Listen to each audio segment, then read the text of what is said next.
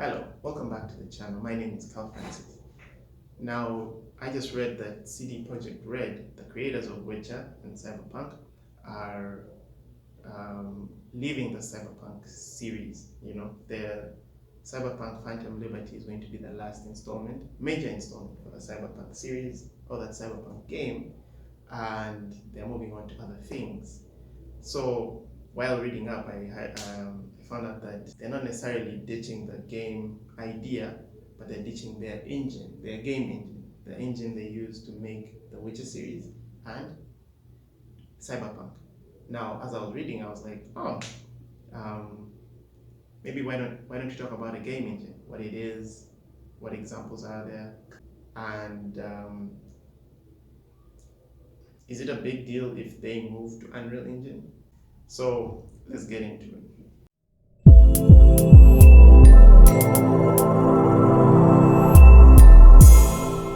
What is a game engine? Now, from a high-end game to these garage project indie games,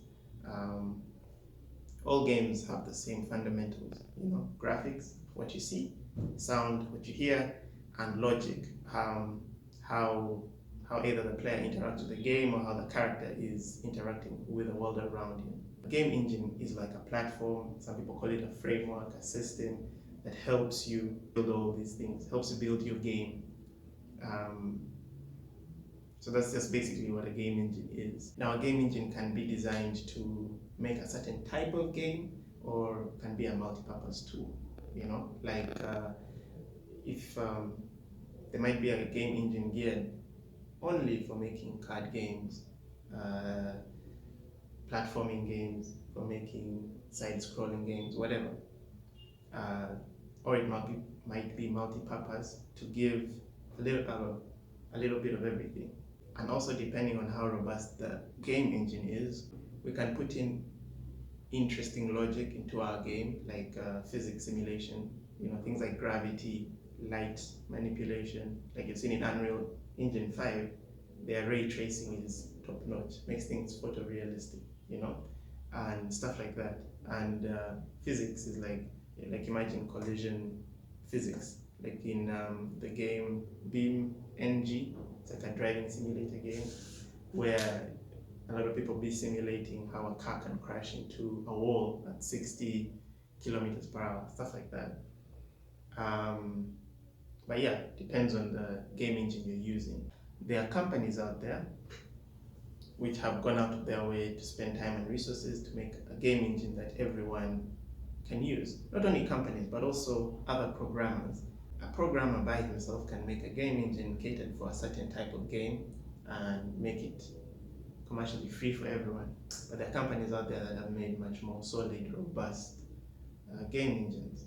You have heard of Unreal Engine, Unity, Godot, Game Maker, and so many others that I've missed. You might be wondering, okay, fine, people have made game engines, so why bother making my own? Because we've seen companies of our favorite games make their own game engines. EA has Frostbite, CDProjekt Red had Red Engine, GTA uses Rockstar Advanced Game Engine, and Spider-Man 2 that just released uses Insomniac's Insomniac Game Engine 4.0, whatever. Now you may be wondering, why make your own if other people have gone out of their way to make theirs and they're specialized in it? And I think the best reason is control. You have more control of what you have made. You have more control of what you know. In case of a bug, if you're using someone else's software, you have to wait for that person to fix it. In case of what if they're upgrading their software and what they offer and they remove features that your game needs? That means you can't make your game like that. And again, these are very few use cases, but majority of the people want more control of the game. Like how game makers really stress on how the player jumps. Now, so sometimes I was watching a video of a game maker who wanted to make a platforming game, kind of like Super Mario, and he was saying he doesn't like the feel of platforming games made in Unity because of the way they jump, So he had to make his own game engine so that he can customize the way the character jumps. So that's the control that I'm talking about. Even though it seems time consuming at first, it can save you licensing costs in the future. Now, I made this video to talk about the move of that CDProjekt has made from Red Engine to Unreal Engine.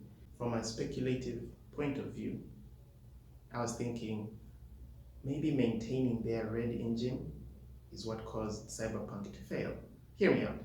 So I was watching a game maker, and he was talking about if majority of the time your game engine must be geared to what you want it to do.